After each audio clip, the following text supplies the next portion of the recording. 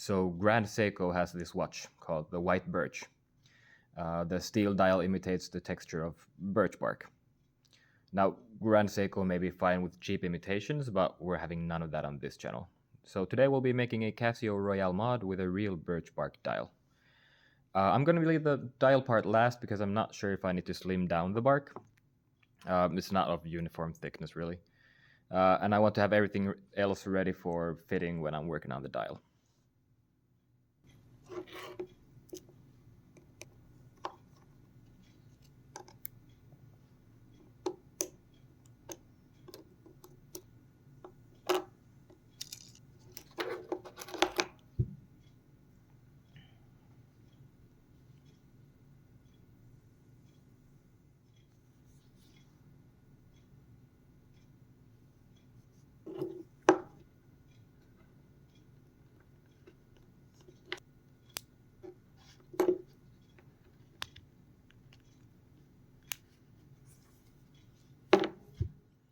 So from a previous build, I have the blank dial on the plywood. It's without these middle pieces here. So I'm going to use this as a template, and I scraped some of the lichen off, but we do want to leave the natural texture there still. I'm going to pick this maybe because we have the little stripes, the black striations there, and just trace the outline. Yep, just need a rough size. And this is the birch bark. It's kind of like cardboard, really, the feel. So I'm just gonna cut this with scissors.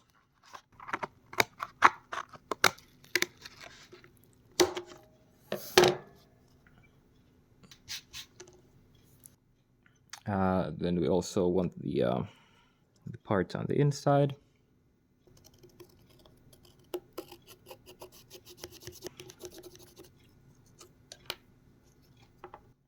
Looks good. So how are we going to get this done smoothly? We could do it with like scissors or an X-Acto blade. I just tested this out, and I have a Dremel with a what's it called, flex shaft, something like that, and the drill bit actually works quite well. Also this whatever that's called, drum sanding, I don't know, the sanding part works quite well as well. But in order to get inside it, get the inside parts, we're going to use the drill bit and then see if we need to, how much we need to smooth it over afterwards. Let's see. This birch bark piece is quite excellent. I hope we get it on one shot. Probably won't, but let's see.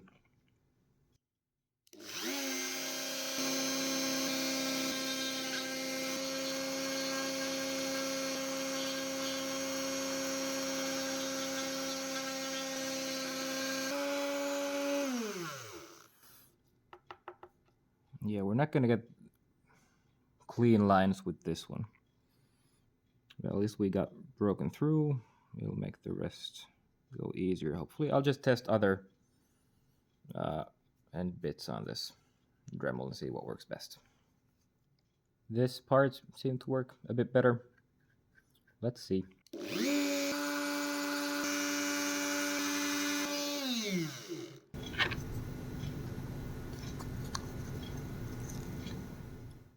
I have no idea what this bit is for, but it worked on the test piece, so let's see.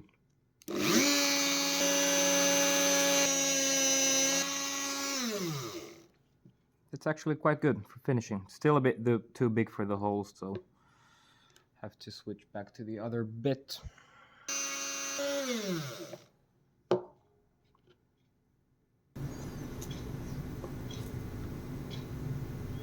More. That's pretty much an exact fit. That's quite helpful. That's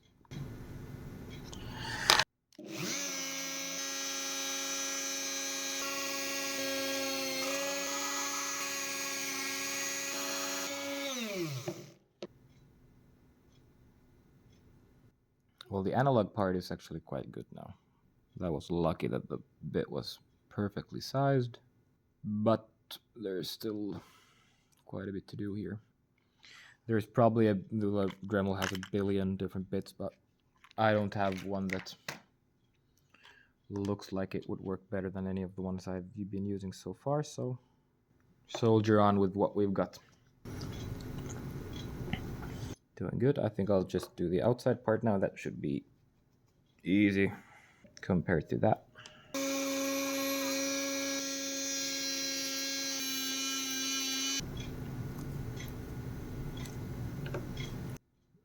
All right, here's the finished dial, or faceplate, I guess. Off camera, I cleaned the edges a bit with a very sharp chisel and blasted it with compressed air. I'm quite happy with it. Obviously, it was never going to be as perfect as like these ones made with a laser cutter for a different project. Personally, I like the wabi-sabi aesthetic. These outside edges are going to be hidden anyway, but on the inside you can definitely notice that it's made by hand. You might like it, you might not like it. So what I've learned, birch bark is a bit tricky to work with, especially since we wanted to keep the white layer intact and pretty. It's like a super thin paper that doesn't really respond to sanding very well. If I ever do a second attempt, or if you want to try this, I'd utilize chisels a lot more, I think. X-Acto blades didn't really work for me, especially when cutting the inside parts, but a nice whack from a chisel would work quite nicely, I think, and keep the edges clean. The challenge there then is finding chisels of a proper size and shape, or designing the shape of the faceplate to fit your tools. Right, let's assemble it.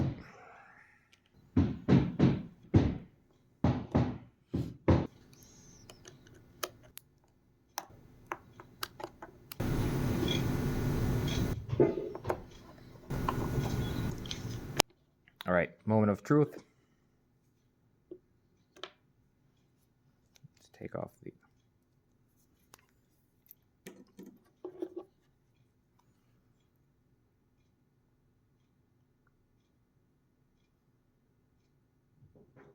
Now there's still some gunk inside. Or wait, if we take off this thing, it's not.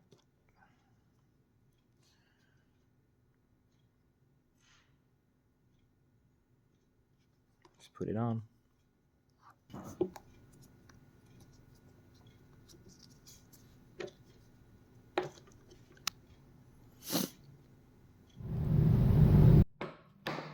So I decided to test out the chisel afterwards, and it did produce a somewhat cleaner result.